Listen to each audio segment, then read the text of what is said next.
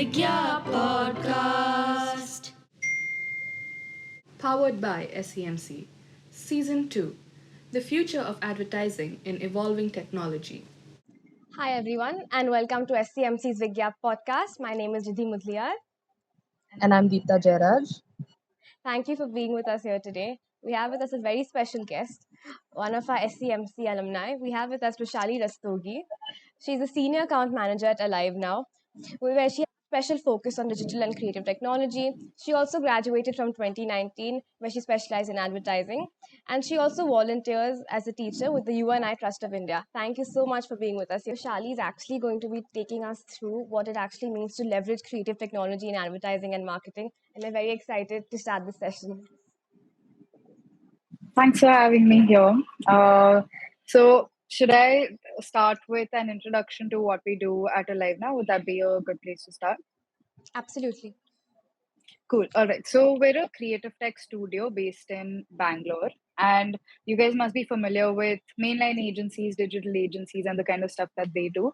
So, creative tech agencies tie into marketing campaigns by providing services such as like building augmented reality experiences, gamification, virtual reality experiences, chatbots, Alexa skills, and so on and so forth, all tied with a brand's marketing campaign and objectives. So, at Alive Now, we're building close to 300 augmented reality experiences, a whole bunch of games, and so on and so forth for multiple brands, multiple ad agencies, agency partners, brand partners across the globe, and per year. And that's the kind of like potential that creative tech has. And the kind of services that we build are Instagram and Facebook AR filters that you may have seen, and you guys may have Right. tried it also. Snapchat AR lenses, web AR experiences, which are again a much more robust form of augmented reality experiences hosted on the internet, like as a URL, not reliant on any app.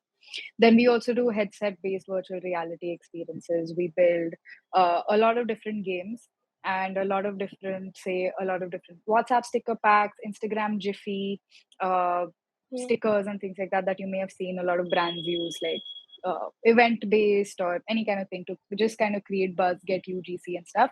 And the cool thing about creative tech is that there's no say discrimination against like in terms of what brands or what type of campaigns or what type of products or services you can use it for.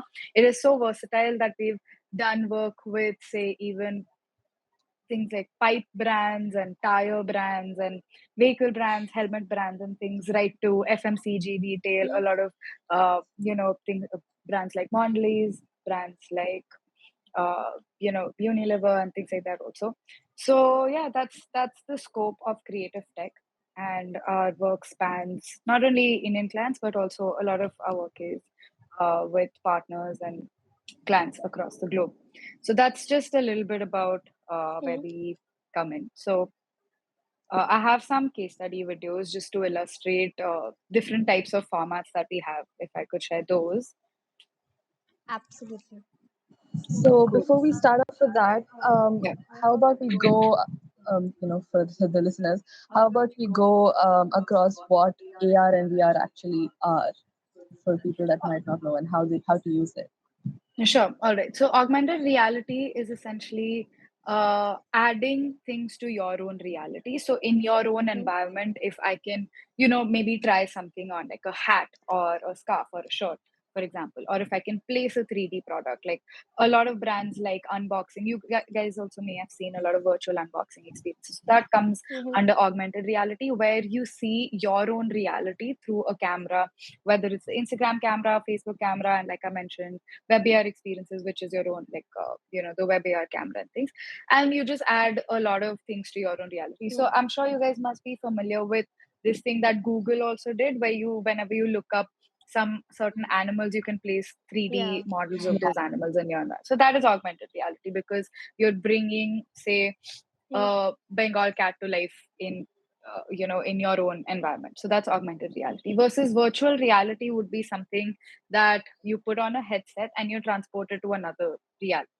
So it doesn't have anything to do with where you are. You Right. sitting where you are, you put on a headset and you're taken to another reality, whether it's for gaming, whether it's for shopping, whether it's for any kind of experience. So a lot of brands across the globe are doing virtual reality, and this you may have mostly seen at various events, various venue. This is more venue based, where a headset can be available so that people can easily access the virtual reality experience. So that's the main distinction.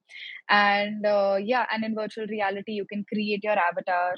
You can, walk around, explore different rooms, explore different environments, interact with different elements of the environments, and things like that. So virtual reality experiences are also created for a whole variety of, uh, objectives for the brands and things like that. So yeah, so that's the main distinction. Thank you. Give Yeah. us a second. Yeah. Rushali, the case studies you mentioned, are they based on these concepts? Yeah, so I have something for web AR, I have something for Instagram AR, and I have one gamification, non AR concept. Okay. Yeah. So I have a couple of case studies prepared for you all to cover examples across web AR experiences, Instagram Right. as in like social AR experiences, as well as non AR gamification. And I've tried to cover a bunch of different industries as well. So the first one that I have is something that we did for Mondelez in India for some of their brands like Fuse, Crispello, Five Star, and all of these as part of. So Mondelez was partnered with EPL, the English Premier League, and they wanted to create a bunch of football-based AR experiences for football fanatics across India, with a lot of different incentives that also included an opportunity for fans to go visit the actual stadium of the team of the English Premier League club that they support. So each chocolate brand under Mondelez that we worked with had a tie-up with a different club. So I think we had Manchester United, Liverpool, Arsenal, and we had like 4 clubs like that. And then you could play some games, scan the pack, and everything was pack based. So this tied in together with a post purchase engagement activity where you actually had to purchase either of these like actual chocolates. They had a QR code on them that you had to scan to launch the web AR experience. Then once on the web AR experience, you had to go back to the pack and scan the team crest that was printed on it. So for example, the Liverpool logo. And then this launched some hexagons in AR that were like anchored to the pack itself, and you could play a game, you could take a quiz to test your knowledge of your favorite club, you could enter a lucky draw, and you had access to a whole bunch of very special VIP access videos of the team. So I'll just get into that real quick. I'll show you all the case study video. So was this India specific? Yeah, this was India specific.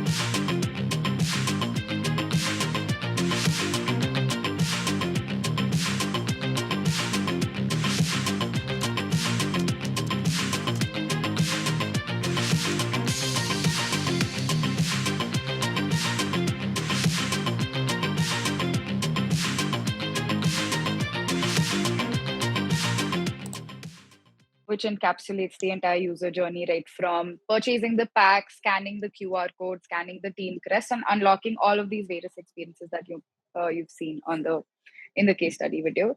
So yeah, and it worked really well because it is such a simple execution, but it's so immersive for people who actually follow football and follow all of these clubs. And a lot of people got a lot of merchandise like team caps, team jerseys, and some lucky winners per club got a chance to spend a whole day at the stadium of the club Oh, that they wow. support and things like that. Yeah, all with just like a 20 rupee or a 40 rupee purchase of like a chocolate, right?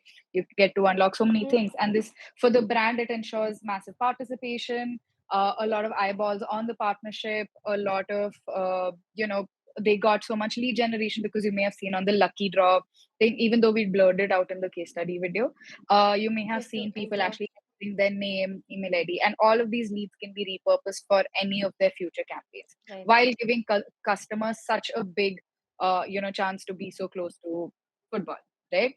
So win-win for both. So that was my first case study video. Now to go into, yeah, do you have any questions?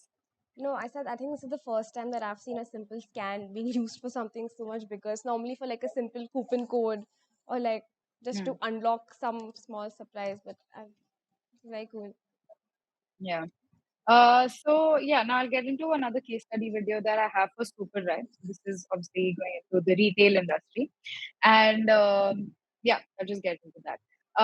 But I'll give you like a quick introduction to the concept, the brief that we got. So essentially, Superdry launched its complete range of gym to street products for men, which had a lot of body washes, deodorants, face washes, and so on and so forth.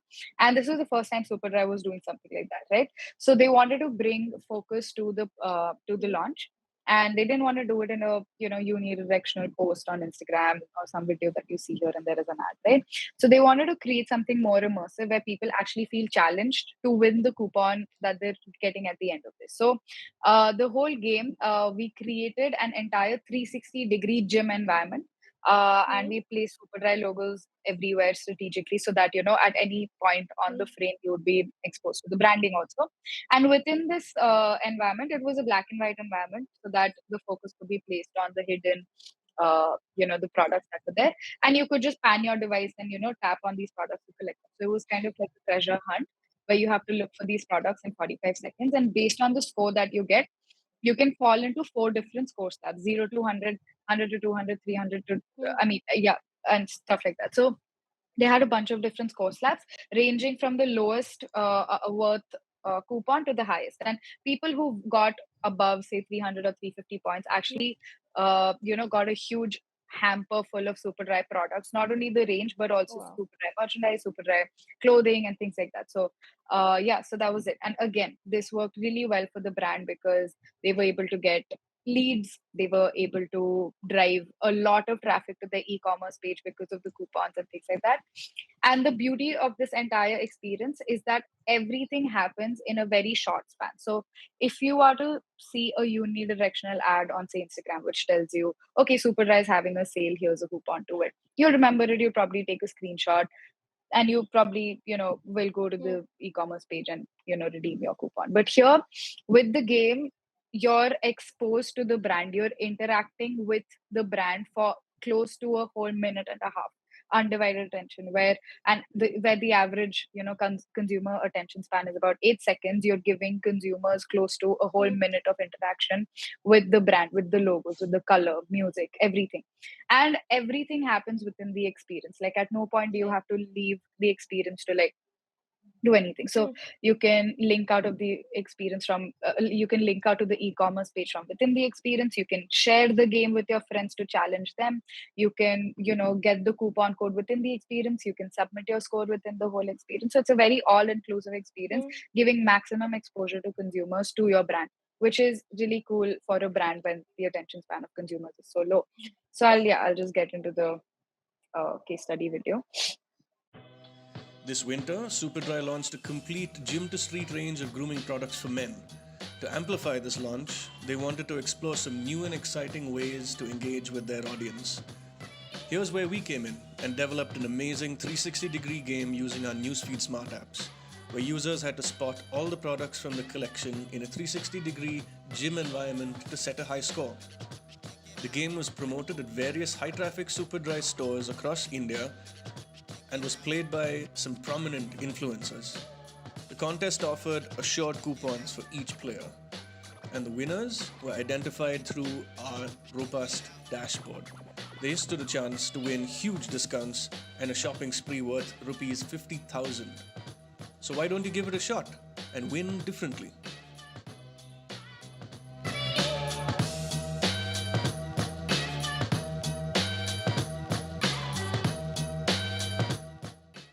So that was a case study video. Rushali, just wanted to ask you one thing, like which is really little pertinent to the previous video. In terms Yeah. of super dry, like the first one, I think we saw how you put on a packaged of the Cadbury, right? So how did you all go about Yeah. advertising this game essentially?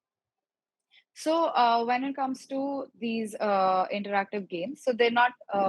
So Superdry actually, in a lot of their high traffic stores, put a QR code at the store, like next to the billing counter and things Mm-hmm. also, where people could scan the code and play the game and show the voucher to the salesperson and redeem the coupon and things, the discount. Otherwise, even on social media.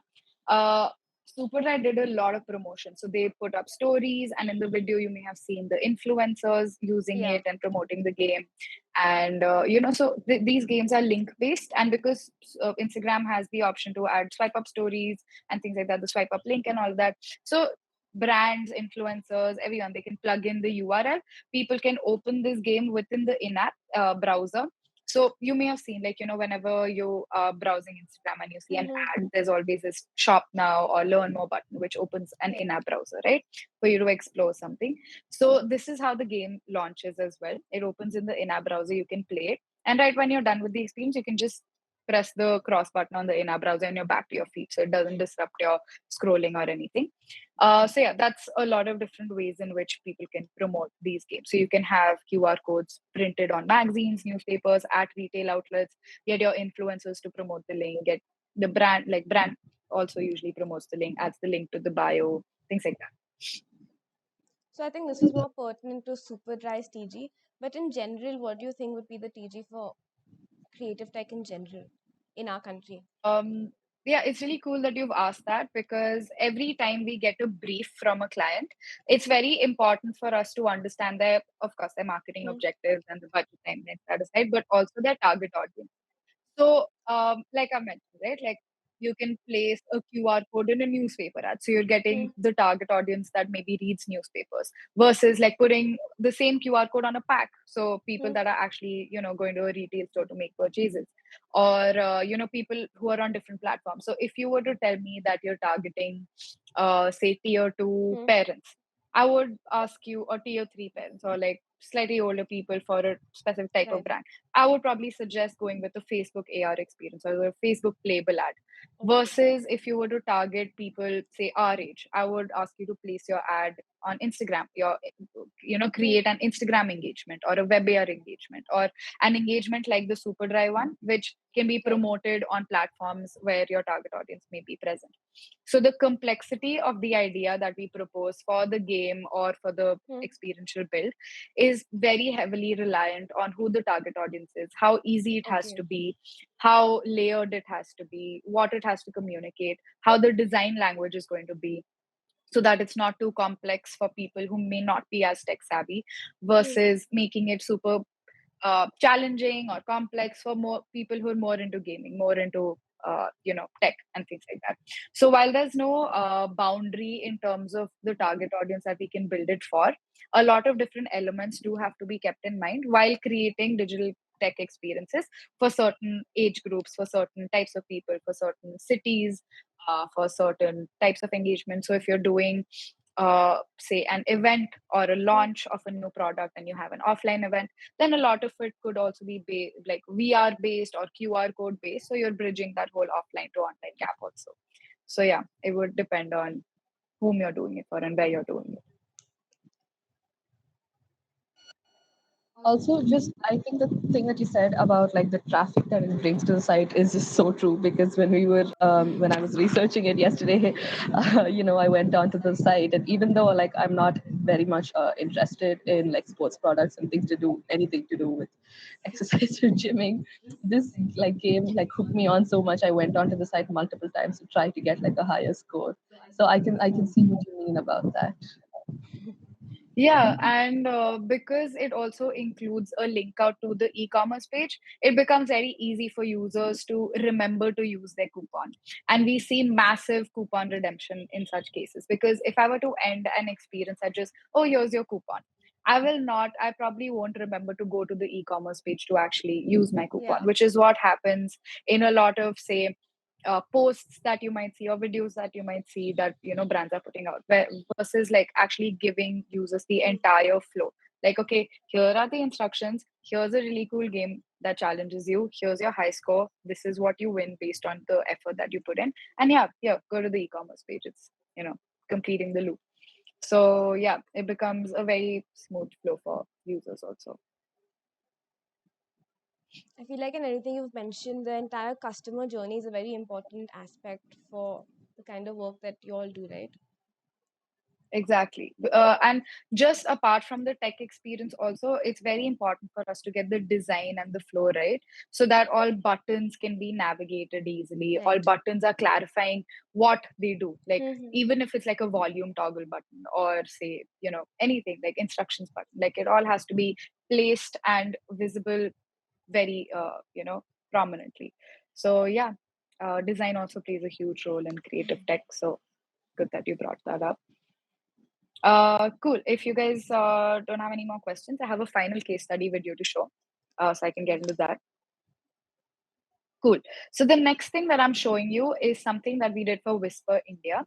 So I think as part of Whisper CSR initiative, or just one of the programs that they have, it's called Keep Girls in School, the KGIS campaign. Mm-hmm. And essentially, this is to sort of, bring light to how important it is to educate women, and it also ties together with menstrual health and things like that, menstrual hygiene and all of that, all of those things.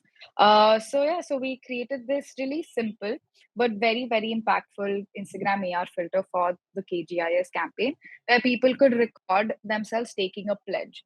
And this is an experience that kind of unites everybody onto a similar agenda, a similar conversation, where it talks about how menstruating isn't the worst thing in the world. Like, it isn't the end of the Right. world. Like, get over it. And it's kind of like a pledge that people can take. And the way that this Instagram AR filter is built is that I think the most important Mm-hmm. feature is it is triggered by the camera press and hold. So when you're on the Instagram camera, you take a picture and you're done. You can share it, right? But this entire pledge, it comes up like a teleprompter scroll, you can say, and Mm-hmm. it's triggered by you having to press and hold the camera button. So you have to keep Okay. holding it for the entire pledge to come. So what the AR filter ends up doing for users and the brand is that for users, you automatically have a video with the pledge. For the brand, it's authentic UGC that people are going to share to their story and things like that. So there's awareness created, and people automatically have a video that they can share and tag the brand to be featured and things like that. So Whisper did feature a lot of people that tried this filter, and I think this also got featured on a lot of different media publications. Like, I think Mado Marketing also picked this up and things like that. So yeah, I'll just share the case study video with you.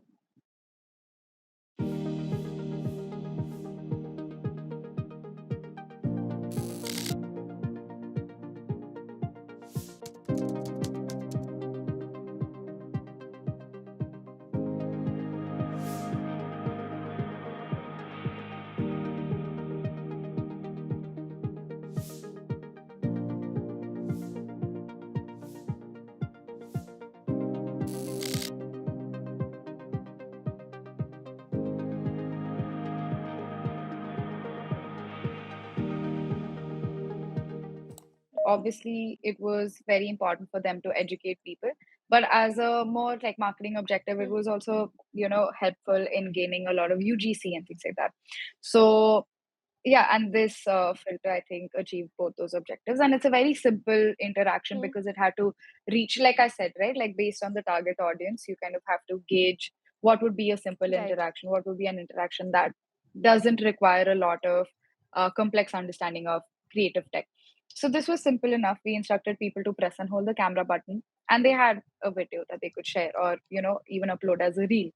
And yeah, so because it had to reach so many people, the idea had to be kept simple, and with the color, with everything, with the design, everything was kept in a way to place focus on the actual message that it had to Right. convey.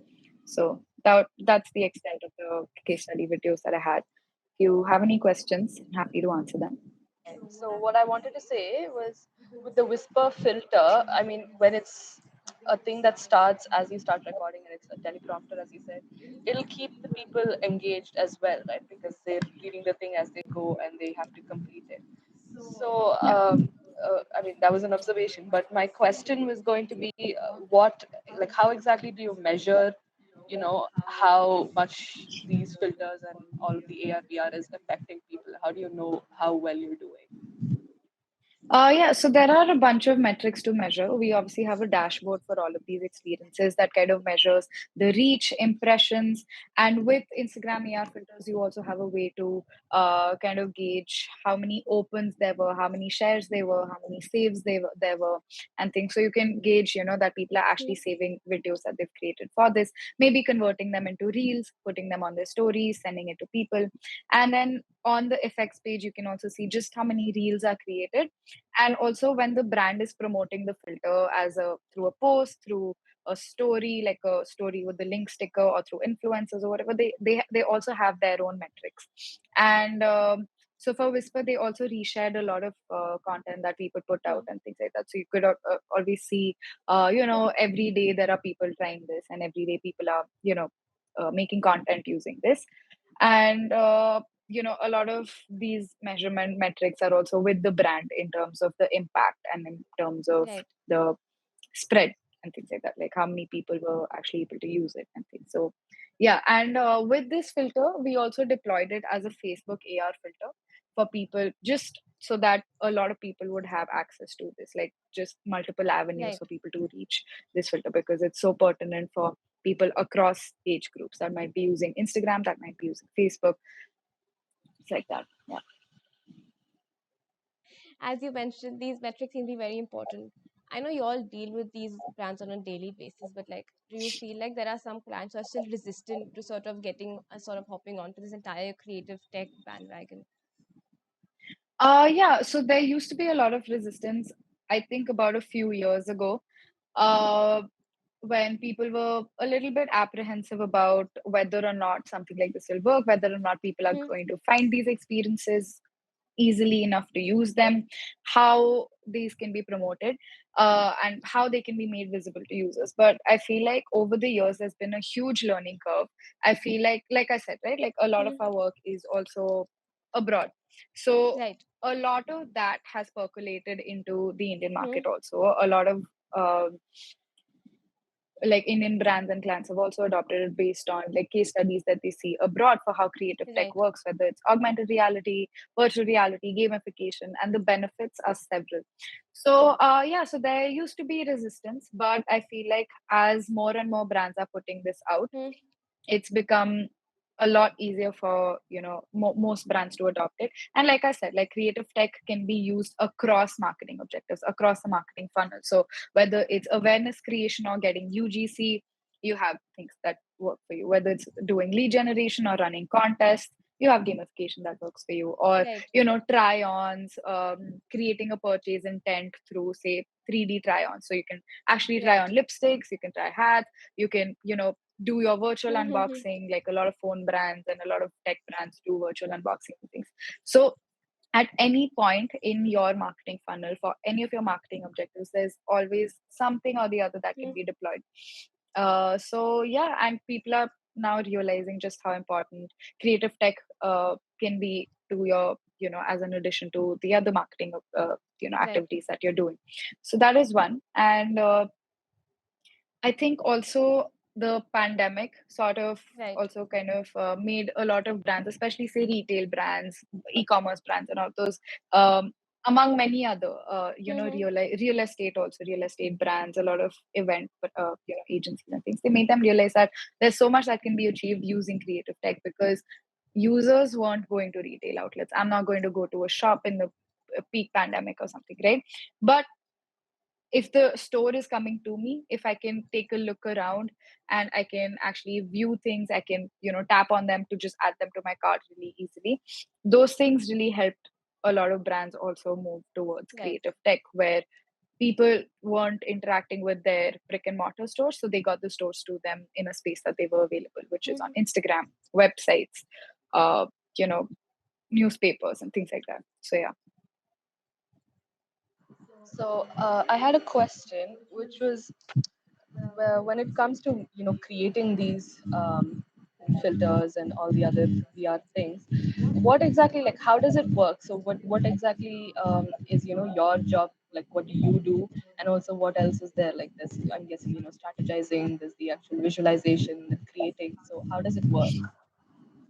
All right. So it always starts with us getting a brief from a client.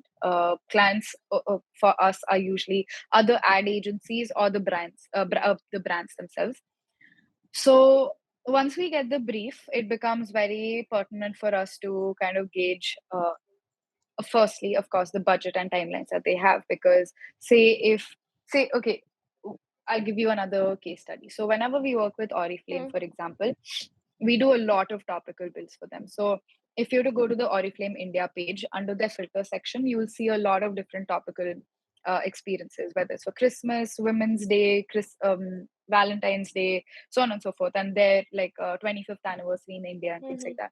So it always becomes very pertinent for us to gauge when they have to go live with the experience, because if it is time bound, I can't have a Women's Day AR filter come after Women's Day. And it depends on when the brand is reaching out to us also.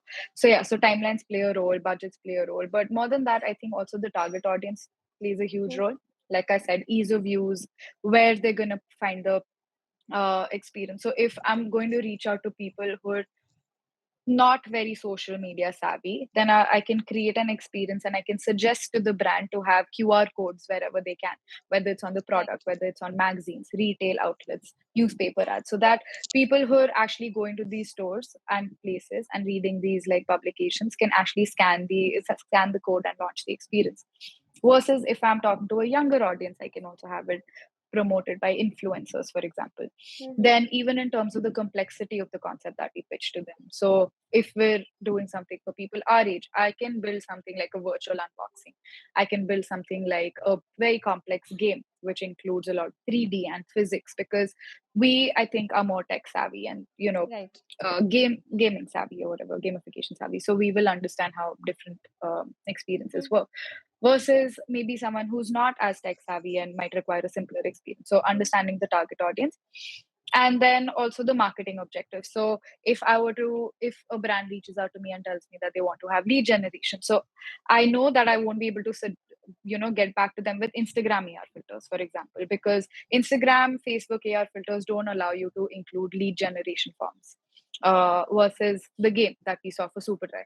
So the format of the experience we build, where we deploy these experiences, all are very crucial. So that's how the understanding would work in terms of getting the brief and understanding the requirement from the client. And then we get into ideation, where we put together concepts based on our understanding of the requirement. We put together a bunch of concepts and we give them to the client. And once the client has picked one or two concepts from the deck that we've shared with them, we get into the design phase, where, like I said, we have to create the whole UI. We create mock-ups and send that to the client for approvals.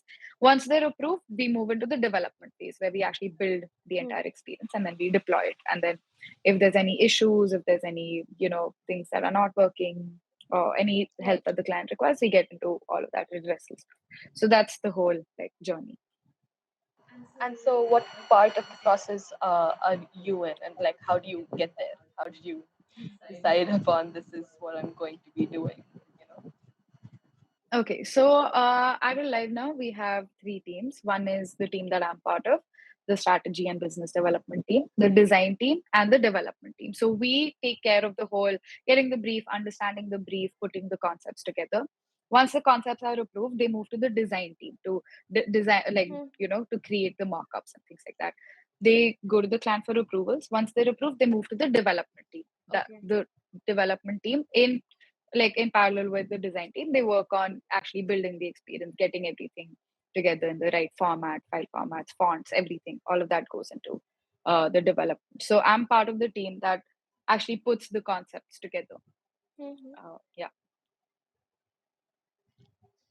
I think you mentioned 3D testing earlier, like simply trying on the product. I think Lenskart did that a couple of years ago. And at that time, it was a very big thing. I think the ads on TV also went pretty viral.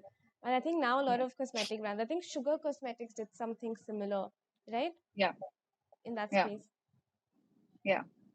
Yeah, so a lot of brands, I think even a couple years ago, Flipkart had a partnership with Maybelline. And at that time, Instagram AR filters weren't available to users. So we only had Facebook AR filters. And so they did this whole campaign where they did this whole AR campaign where using a Facebook AR filter, you had like different color options and you could try stuff on and then lead to the e-commerce page to purchase whatever product you like. And similarly, like a lot of brands after that have done this. I think Oriflame also has done it a few times whenever they launch a new set of a new range of lipsticks and things like that.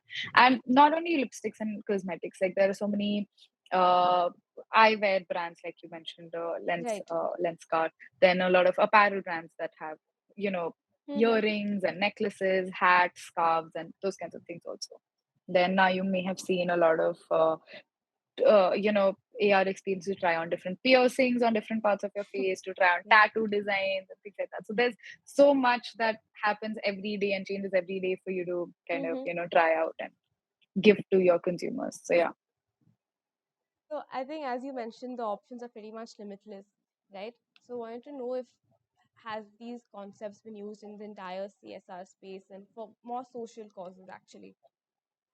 Yeah, so the Whisper AR filter was one example. But other than that, we also recently deployed this web AR experience for Eurobank in Greece. So this was during the pandemic where obviously like children, like students couldn't go to school for their graduation ceremonies or for their, where the ceremonies that they announce top scorers and achievements and things like that, right? So Eurobank wanted to sort of place emphasis on these high school top achieving students, but because they couldn't go to school, they wanted to give them some sort of recognition as part of one of its CSR campaigns in Greece. So what Eurobank wanted to do was award these students a trophy. So they had a live streaming of a ceremony where these like top scorers were announced at high schools across Greece.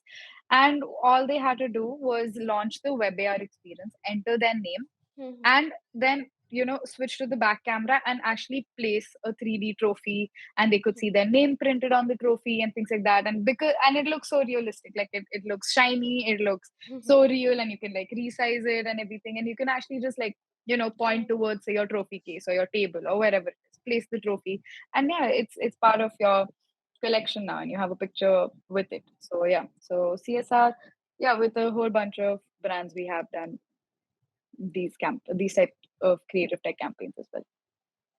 So Rushali, thank you so much for being here with us and for honestly just taking us through the various concepts that are actually involved in this entire creative tech realm, whether it was AR, whether it was those newsfeed smart apps, whether it's filters that you actually spoke about, and also the real life examples that you gave us. I personally found the Super Dry one very exciting.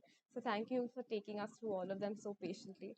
And thank you for being with us on our third Vigyap episode where we talk about all the things about advertising. Thanks for having me, guys. This was really fun, and it's especially fun when questions are asked and there can be so much discussion around creative tech because the scope is really massive and it's a really interesting field. So yeah, thanks for having me. It was really fun talking to both of y'all, and I hope y'all have a really nice day today. Thank you. You too.